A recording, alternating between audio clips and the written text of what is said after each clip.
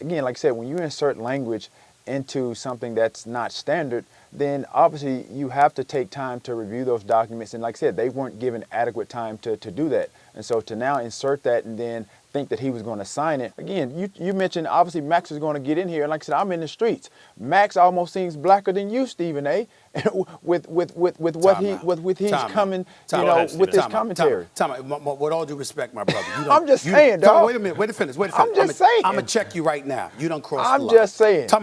Wait a minute. You don't cross the line. First of all, like I said, you, Colin Kaepernick, Eric Reed, any of y'all that want to debate me in front of black people and talk about what's best for black people, name the time and place, I'll show up. In my view, Stephen A. Smith's downfall will be studied. I know up front the Republicans, or Republicans, as I call them because of the Epstein thing, they're straight racist. I already know that. Because it's a double standard. Where's the same energy? Time out. So what we're going to do is we're going to say Republicans are racist as opposed to specific names. You're just going to call an abundance of people racist. A blanket across the board, Republicans are straight racist. Goodbye, man. Have a nice day. We're not doing that. We're not doing that. Because we have seen how this man caters to right-wing voters. All right. Indian headdress is seen, ladies and gentlemen, as a honor. Honoring the Chiefs. My problem with Kaepernick is when I started watching him and listening, he's stupid. Now, it's the best interest of you, so you can win an ESPY, so you can be a victim. Likewise, the amount of clips of Outkick's Dan Dakich praising Trump and spouting falsehoods is far and wide. I know your voice is very, very powerful. For those of you who don't know, top 10 on Spotify. I mean, you're one of the top podcasters in the nation, if not the world. I know everybody tries to listen to you, and they should, because you are not an idiot. You know what the hell you're talking about, and you can challenge anybody, and I give you credit for that. You can sit up there and you can talk to folks about your views, what you know, and educate folks without them being closed-minded because they saw something and visualized something and automatically deemed that you were against us as a people. Right. So, I mean, as you reflect on a moment like that and you talk about the black community and politics, how do you feel? How do you gauge what's the right thing to do and what's not the right thing to do? Smith has gone out of his way to praise Candace Owens. You're a pretty brilliant dude. Nobody can deny it with what you've accomplished with the Daily Wire, what you've been able to do in your career. I'm just reading something. You were a syndicated columnist at the age of 17, for crying out loud. This is who you are. This is who I'm talking to here. Ditto with the Daily Wire's Ben Shapiro. Before I let you get on out of here, and man, I got to tell you, I disagree with a lot, but you're smart as hell. You know what the hell you're talking. You know what you want to say. I give you credit for that, Steve Bannon. I can't deny it. And he even hosted Steve freaking Bannon. There's going to be misogyny. Well, there already was, but it always came from one side. There's going to be racist. Well, you ever read Joy Reid's tweets? You don't think that's racist as hell? What are you, nuts? You ever see what comes out of the mouth of Jalen Rose? You don't think that's racist as hell? What are you talking about? It's okay when it was coming from one side.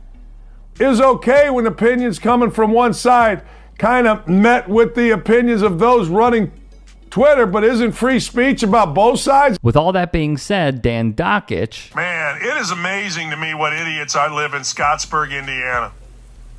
You towns down there, you're all full of meth and AIDS and needles, and we should just annex them and get rid of all of them. That guy, an unequivocal, undeniable MAGA blowhard for the base, would say this of Stephen A. Smith. He's been brilliant. He's become a useful idiot for the Republican Party and has become a guy that has figured out how to appease the Democratic Party. The article's next paragraph would read, Dakich is quick to applaud Stephen A. Smith for balancing the two focus points of his media career, hosting First Take on ESPN while also tackling political commentary across other networks. Dakich would add, I think he's doing a wonderful job. Media finds people they can use to put on shows. Someone who will give their side or know where they stand on an issue, he's been brilliant. Plenty of critics would make their voices heard as well. Roy Bellamy of the Dan Levitard Show saw the Dakich quote and tweeted above it, "Might be time for a come to Jesus moment for Stephen A. Smith. Can't have Dan Dakich say this and keep going the way you're going." Others would tweet, "Well, one of the best memes we've seen. Heartbreaking. The worst person you know just made a great point." Even Josh typed, "The only thing Dan Dakich has ever actually been right about." Two separate points. The first is, wow. Calling Stephen A useful idiot for the Republican Party has to sting. If only it came from a black woman, though, it would sting harder. We have seen how Stephen A has decidedly not even mentioned Michelle Beadle's name, yet cannot stop spouting the names of Kerry Champion and Jamil Hill over and over again, telling them they should be ashamed of themselves. And they're wrong. They're loudly wrong. I find that to be pretty interesting. The second is, how exactly has he figured out how to appease the Democratic Party? Like, it's just such an odd statement because he is vehemently against the likes of Zoran Mamdani. He can't even define socialism, yet he rails against it.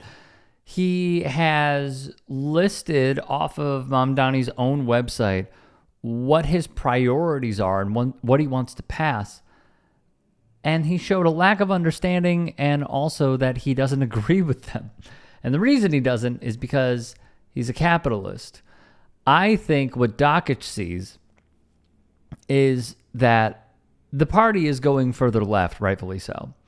And the DNC, the Dem establishment, do not want it to go further left because they want to protect their own capital.